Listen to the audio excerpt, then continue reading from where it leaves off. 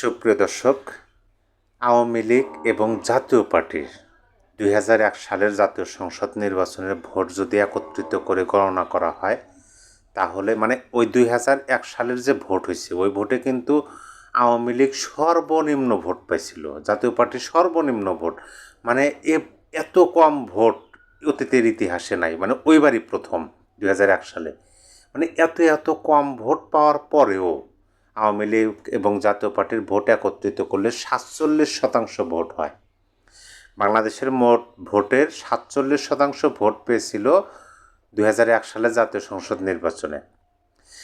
আর ২০০৮ সালে সর্বোচ্চ ভোট পাইছিল আওয়ামী লীগ, জাতীয় পার্টির সহ মহাজোট করে তারা নির্বাচন করলো এবং সেই নির্বাচনে আওয়ামী লীগ একাই সংখ্যাগরিষ্ঠভাবে তারা সংসদ গঠন করলো।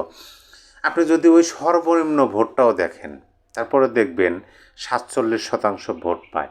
এখন এই যে দুইটা বড় রাজনৈতিক দল, বাংলাদেশে যদি প্রথম 4টা রাজনৈতিক দল ধরেন, তাহলে আওয়ামী লীগ, বিএনপি, জাতীয় পার্টি এবং 4 নম্বরে চলে আসে জামাতে ইসলাম। আপনি যদি প্রথম এবং তৃতীয় যে রাজনৈতিক দল আওয়ামী লীগ এবং জাতীয় পার্টি, এই দুইটা রাজনৈতিক দলকে আলাদা রেখে তাদেরকে নির্বাচনে না আসতে দিয়ে একটা নির্বাচন করেন, সেই নির্বাচনের যে কী অবস্থা হবে বা সেই নির্বাচনের ফলাফল কী হবে সেটা নির্বাচন অনুষ্ঠিত হওয়ার আগেই মানুষ বলে দিতে পারতেছে। নির্বাচনের তফসিল ঘোষণা হয় নাই, কিন্তু এখনই মানুষ বলে দিতে পারতেছে যে আপনি যদি আওয়ামী লীগ এবং জাতীয় পার্টিকে বাদ রেখে নির্বাচন করেন সেই নির্বাচনের ফলাফল কী হবে।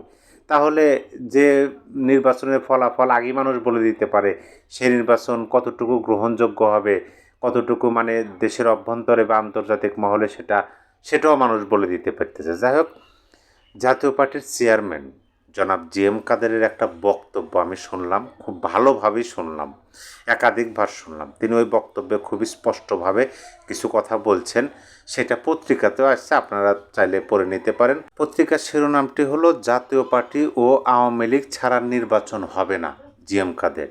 এই শিরোনাম লিখে যদি আপনি সার্চ দেন, আমি সমকাল থেকে বলতেছি, বিভিন্ন পত্রিকাতে এটা হেডলাইন হয়েছে যে জাতীয় পার্টি ও আওয়ামী লীগ ছাড়া নির্বাচন হবে না বা হতে দেওয়া হবে না, এরকম বক্তব্য তিনি দিচ্ছেন। সেখানে তিনি বেশ কয়েকটা পয়েন্ট তুলে ধরছেন, খুবই যুক্তিসম্মত পয়েন্ট তুলে ধরছেন।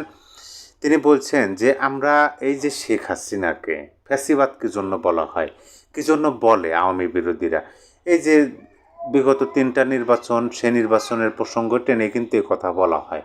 এখন এই সরকার যখন বাংলাদেশের অর্ধেকেরও বেশি জনগণকে দূরে রেখে নির্বাচন করবে, তাহলে তো তিনি ফ্যাসিবাদেরও ফ্যাসিবাদ, তিনি ফ্যাসিবাদের উপরেও ফ্যাসিবাদ, এ কথাটা তিনি স্পষ্টভাবেই বললেন।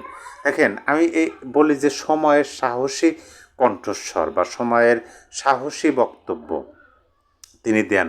জাতীয় পার্টির চেয়ারম্যান জনাব জিএম কাদের, জাতীয় পার্টির মহাসচিব শামীম হায়দার পাটোয়ারি সহ আরও যারা আছেন, এরকম একটা পরিস্থিতির মুখে দাঁড়িয়েও তারা যেভাবে শক্ত ভাষায় বক্তব্য দেন, দেখেন, একই সাথে আমি আপনাদেরকে বলি, 6টি আন্তর্জাতিক মানবাধিকার বিষয়ক সংস্থা থেকে 12টি বিষয় সুপারিশ করে বর্তমান অন্তর্বর্তী সরকার বরাবর একটা খোলা চিঠি প্রেরণ করা হয়েছে। সেখানে কিন্তু আওয়ামী লীগের কর্মকাণ্ড নিষেধাজ্ঞা প্রত্যাহার সহ ইনক্লুসিভ নির্বাচন সহ এই ধরনের কথা বলা হয়েছে।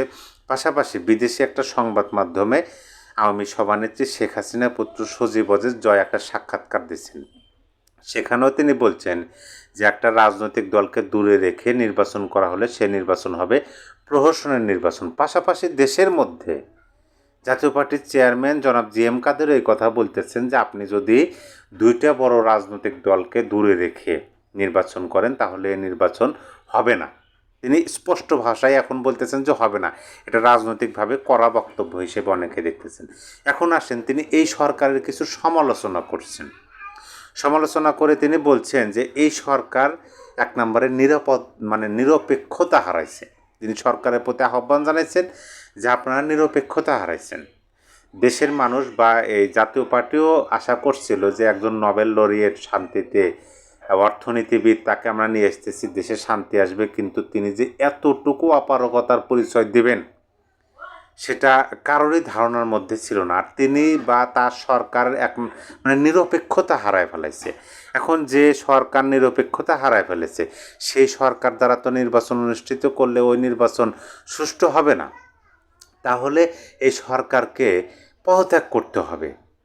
আর জাতীয় আওয়ামী লীগ ছাড়া নির্বাচন হবে না। আপনি দেখেন বক্তব্যের পয়েন্টগুলো দেখেন। আওয়ামী লীগের বক্তব্য কি যে আওয়ামী লীগ নির্বাচনে অংশগ্রহণ করবে, কিন্তু এই সরকারের আমলে তারা করবে না, একটা নিরপেক্ষ তত্ত্বাবধায়ক সরকার। অপরদিকে আদালতে কিন্তু তত্ত্বাবধায়ক সরকার ফিরে আসতেছে আমাদের সংবিধানে আদালতের মাধ্যমে।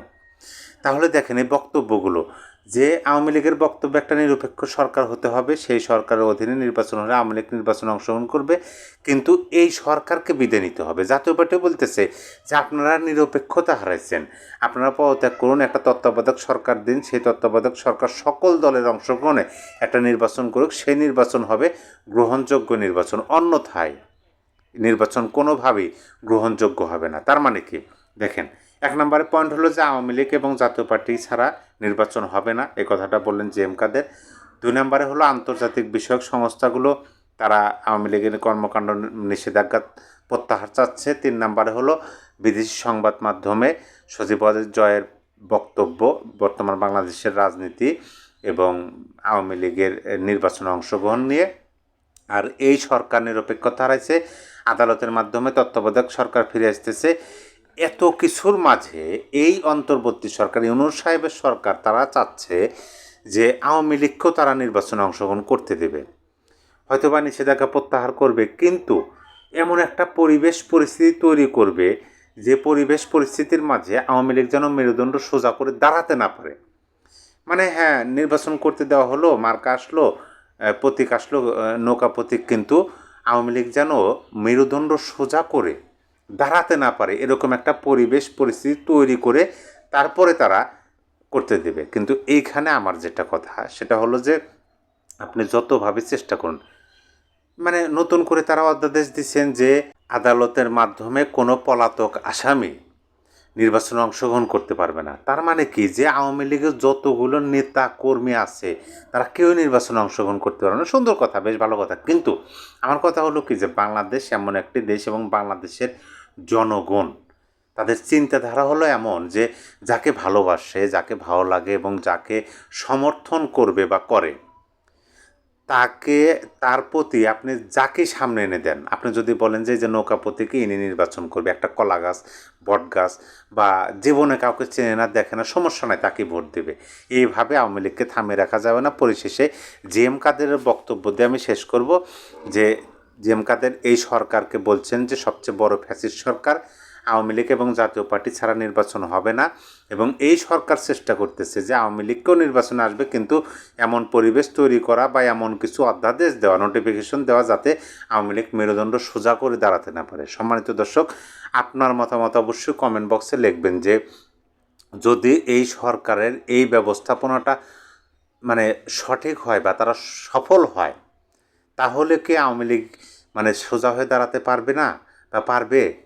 এই মন্তব্যটা আপনারা করবেন। আমি যেটা বললাম যে প্রতীক, নৌকা প্রতীক, মানুষ নৌকাকে চেনে, আর নৌকার মাঝে যারা মানে মাঝি হয়ে যারা আসে তারা তাদেরকে চিনুক না চিনুক মানুষ ওইখানেই সমর্থন জানায় বলে আমরা অতীত থেকে এখন পর্যন্ত দেখে আসতেছি। সবাই ভালো থাকবেন, আল্লাহ হাফেজ।